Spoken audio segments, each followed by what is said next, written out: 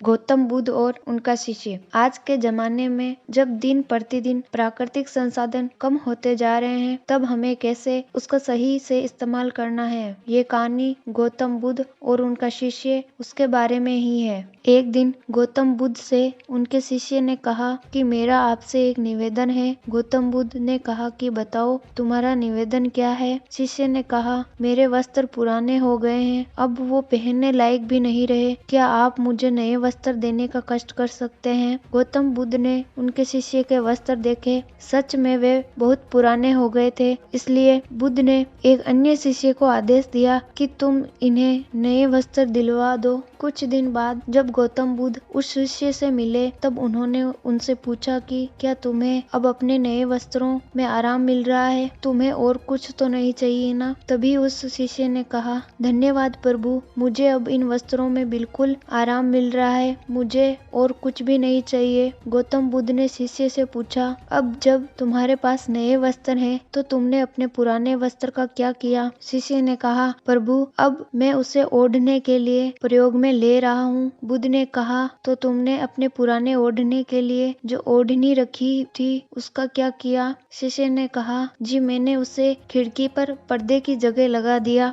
है। गौतम बुद्ध ने फिर से प्रश्न पूछा तो फिर तुमने पुराने पर्दे का क्या किया। तुमने उसे फेंक दिया। शिष्य ने कहा जी नहीं, मैंने पुराने पर्दे को अभी तक फेंके नहीं है। मैंने तो उसके 4 टुकड़े किए और उनका उपयोग मैं रसोई में गर्म पतीलों को आग से उतारने के लिए कर रहा हूँ। बुद्ध ने पूछा तो फिर तुमने अपने रसोई के पुराने कपड़ों का क्या किया। शिष्य ने कहा अब मैं उन्हें पोछा लगाने के लिए उपयोग में लेने वाला हूँ। गौतम बुद्ध ने कहा तो फिर तुम्हारे पुराने पोछे का क्या हुआ। जब शिष्य ने कहा कि प्रभु, मेरा पुराना पोछा अब उतना खराब हो गया है कि उसका कुछ नहीं हो सकता था, इसलिए मैंने उसे पुराने पोछे का एक धागा अलग कर दिया और उसमें से दिए की बत्तियां तैयार कर ली और उन्हें बत्तियों में से एक कल रात आपके कक्ष में प्रकाशित की थी। गौतम बुद्ध अपने शिष्य से संतुष्ट थे। वो ये जानकर बहुत खुश थे कि उनका शिष्य चीजों को बर्बाद नहीं करता है और उसमें ये भी समझ है कि चीजों का किस तरह से प्रयोग किया जा सकता है। इस कहानी की सीख, आज के जमाने में जब प्राकृतिक संसाधन दिन प्रतिदिन कम होते जा रहे हैं, तब ऐसे समय में हमें यही कोशिश करनी चाहिए कि हम कैसे चीजों को बर्बाद होते हुए रोक सकते हैं और उसका सही इस्तेमाल कर सकते हैं। हम सब मिलकर अपने छोटे छोटे प्रयत्नों से और चीजों को बर्बाद न करके इस धरा को बचा सकते हैं। मैं आशा करती हूँ कि ये कहानी गौतम बुद्ध और उनका शिष्य आपको पसंद आई होगी। तो वीडियो को लाइक जरूर करें, चैनल को सब्सक्राइब करें और कमेंट करके हमें बताएं कि आपको ये कहानी कैसी लगी और अपने दोस्तों के साथ भी शेयर करें।